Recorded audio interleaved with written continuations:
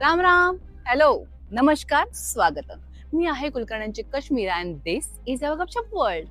तर 26 जानेवारी येतोय आणि 26 जानेवारीला आपण अगदी जन्माला आल्यापासून प्रजासत्ताक दिवस साजरा करतो. पण तो का करतो हे माहितीये का कोणाला? त्याचीच माहिती आपण जाणून घेणार आहोत. तर जवळपास 200 वर्षांची गुलामगिरी सहन केल्यानंतर 15 ऑगस्ट 1947 रोजी आपला भारत स्वतंत्र झाला. तरी सुद्धा त्यानंतर सगळे इंग्रजांचेच नियम, कायदे सगळे आपल्या भारतावरती लागू असायचे.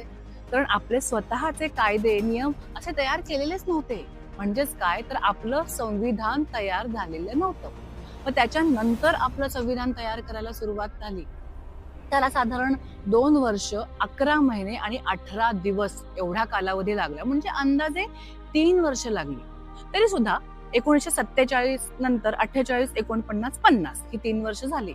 पण नोव्हेंबर 1949 रोजी आपलं संपूर्ण संविधान तयार झालेलं होतं. तरी सुद्धा ते नोव्हेंबरमध्ये लागू करण्यात आलं नाही. 26 जानेवारीची वाट बघितली गेली. म्हणजे 2 महिने उशिरा लागू केलं. याच्या मागे काय कारण असेल?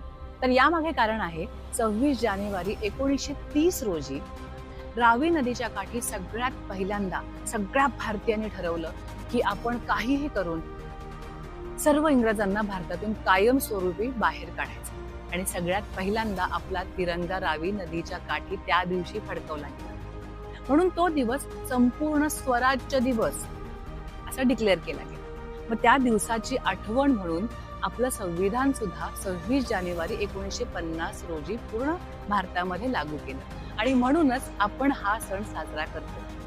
तुम्हाला ही माहिती होती का? कशी वाटली हे कमेंटमध्ये आम्हाला नक्की सांगा आणि आठवणीने जय हिंद नक्कीच लिहा.